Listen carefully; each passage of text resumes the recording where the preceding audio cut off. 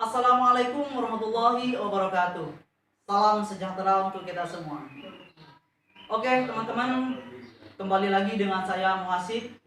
Kali ini saya akan bagi-bagi atau sharing-sharing materi ekonomi, yaitu tentang pelaku ekonomi dalam kegiatan ekonomi. Kalau di video sebelumnya saya telah memberikan edukasi tentang masalah-masalah ekonomi, kali ini kembali lagi saya akan memberikan edukasi materi tentang pelaku ekonomi dalam kegiatan ekonomi. Sebelum itu, yang harus kita ketahui, apa sih yang dimaksud dengan pelaku ekonomi dalam kegiatan ekonomi itu? Jadi, pelaku ekonomi itu adalah pihak-pihak yang melakukan kegiatan ekonomi untuk memecahkan masalah ekonomi.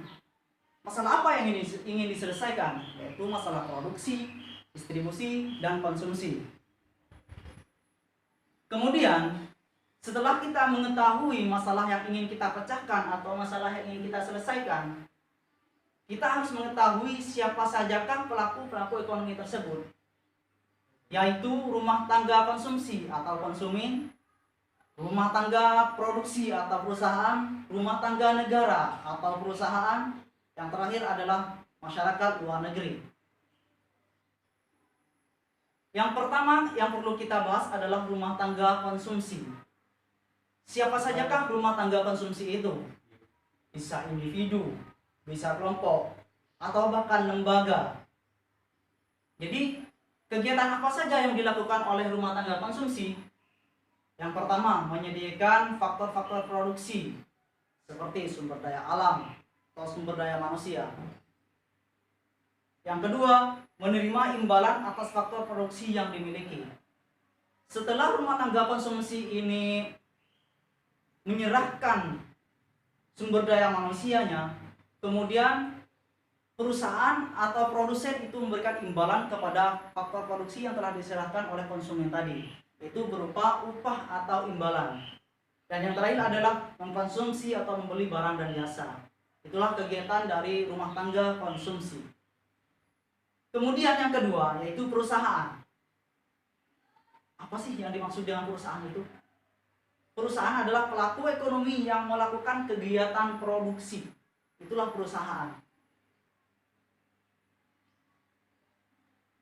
Kemudian, kegiatan apa saja yang dilakukan oleh perusahaan? Yang pertama adalah melakukan kegiatan produksi barang dan jasa. Jadi yang namanya perusahaan adalah memproduksi atau mengolah barang dari bahan mentah menjadi bahan setengah jadi atau bahkan menjadi bahan jadi. Itulah perusahaan atau produsen. Kemudian, kegiatan perusahaan yang kedua, membayar imbalan atas penggunaan faktor produksi. Kalau sebelumnya rumah tangga konsumsi memberikan atau menyalurkan sumber daya manusia untuk bekerja pada perusahaan, sebaliknya, perusahaan akan memberikan timbal balik kepada rumah tangga konsumsi tadi yang telah menyerahkan faktor-faktor produksinya, itu berupa upah atau imbalan. Kemudian setelah itu perusahaan akan menjual atau menyalurkan produk-produk tadi yang dihasilkan oleh perusahaan tadi kepada konsumen yang membutuhkan barang tersebut.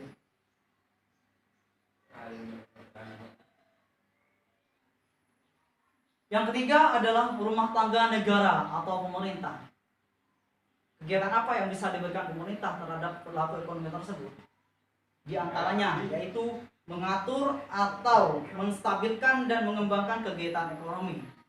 Jadi yang namanya pemerintah adalah mengatur atau menstabilkan kegiatan ekonomi dalam masyarakat. Itulah kegiatan yang dilakukan pemerintah. Kemudian, apa saja sih tugas-tugas pemerintah itu dalam kegiatan perekonomian?